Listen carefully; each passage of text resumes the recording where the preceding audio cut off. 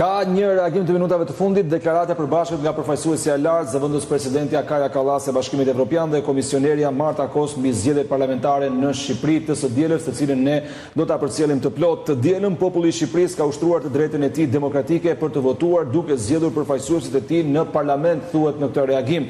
Ne përgëzojmë të gjitha autoritetet kompetente që siguruan operacione të qeta në të gjithë vendin. Këto zgjedhje kanë shënuar gjithashtu futjen e votimit jashtë vendit për herë të parë. Sipas zgjedhjeve dhe përfundimeve paraprake të misioneve të vëzhgimit të zgjedhjeve të OSBE-Odirit. Zgjedhjet u menaxhuan përgjithsisht në një mënyrë gjithëpërfshirëse dhe transparente.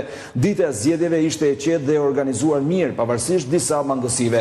Zgjedhjet në përgjithësi ishin konkurruese dhe të zhvilluara profesionalisht, dhe kandidatët në përgjithësi ishin në gjendje të bënin fushat lirisht, megjithse disa u raportuan se u përballen me kërcënime. Megjithatë, thuhet në këtë reagim të Marta Kos dhe Kaja Kallas, i cili vjen në këtë momente, votimi u zhvillua në një mjedis shumë të polarizuar në të cilin ngaruesit nuk gëzonin kushte të barabarta loje.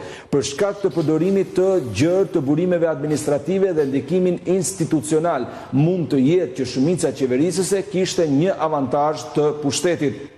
U bën akuzat të shumta për presion mbi votuesit, veçanërisht punonjësit publik. Përpjekjet e koordinuara për të hetuar dhe ndjekur penalisht krimet zgjedhore janë një zhvillim i mirëpritur dhe ndjekja e tyre është e nevojshme për të adresuar shqetësimet e vazhdueshme të keq përdorimeve zgjedhore, thuhet në këtë reagim të Marta Kos dhe Kaja Kallas. Pavarësia e medias vazhdon të jetë një problem dhe mbulimi i saj zgjedhor ka vazhduar të japë rëndësi partive kryesore dhe transparenca e financimit të fushatave mbeti gjithashtu e kufizuar. Bashkimi Evropian do të ndjek nga afër zhvillimet zgjedhore deri në certifikimin përfundimtar të rezultateve.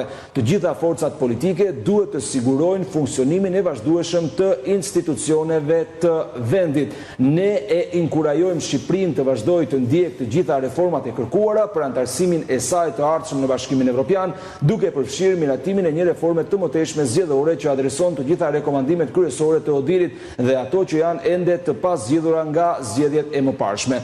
Procesi i integrimit të Shqipërisë në Bashkimin Evropian është një objektiv strategjik kombëtar dhe një projekt për të gjithë shoqërinë, i cili mbështetet fuqimisht nga qytetarët e Shqipërisë. Ne përsërisim thirrjen tonë për një dialog konstruktiv dhe gjithëpërfshirës, pasi të gjitha partitë politike të Shqipërisë dhe të gjithë sektorët e shoqërisë, nga organizatat e shoqërisë civile deri te komunitetet lokale, kanë një rol për të luajtur në avancimin e mëtejshëm të procesit të antarësimit të vendit në Bashkimin Evropian, thuhet pikërisht me këtë komunikim që ne jemi duke e ndjekur.